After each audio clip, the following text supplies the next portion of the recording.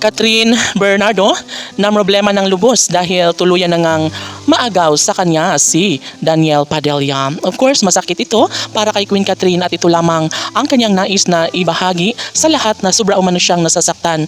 Tila nawawala na siya ng gana sa kanyang buhay simula nung nagkawalay na sila ni Daniel Padilla. Of course, sobra umano ang paghihirap ni Daniel at Catherine sa kanilang relasyon.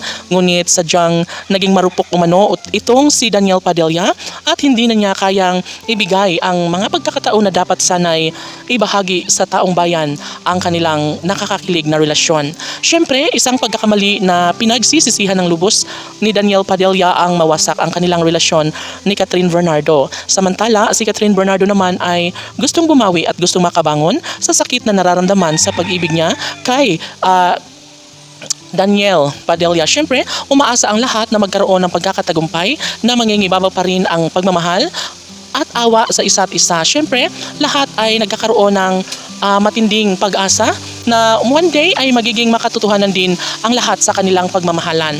Siyempre, kahit ano pa man ang mga pagsubok na dumating sa kanilang relasyon ni Catherine Bernardo at Daniel Padilla, ay sinisika pa rin ni Queen Cat na magiging buo muli ang nawasak nilang relasyon ni Daniel Padilla. Tunay nga naman at sobrang mahal na mahal pa rin ni Queen Catherine si King Daniel at ito lamang ang kanyang ipinangako sa buhay na magiging maligaya din siya ngayong wala na sa kanyang tabi si Daniel Padilla. Of course, sila ang tunay na nakatadhana, ngunit nagkakamali si Daniel at ito ay nauwi lamang sa wala ang lahat.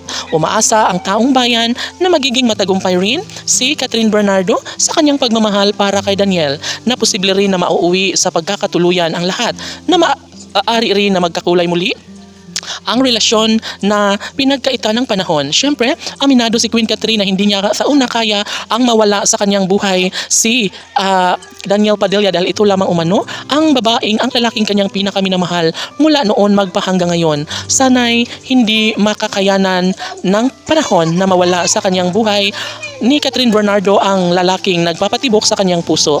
Siyempre, lahat ay nagkakaroon ng malaking pag-asa, nagkakaroon ng posibilidad na magbunga ang isang magandang pagkakataon na maibahagi sa lahat na sana'y magiging makatotohanan ang lahat na sana'y maikasal rin sila bandang huli kahit na ganun nakawasak ang relasyon ni Catherine at Daniel ay umaasa ang lahat na magiging makatotohanan din sa wakas ang pagmamahalang pinaka-inaabangan ng lahat ang nakakakilig na tambalan at tunay na relasyon sa buhay ni King Daniel at Queen Catherine.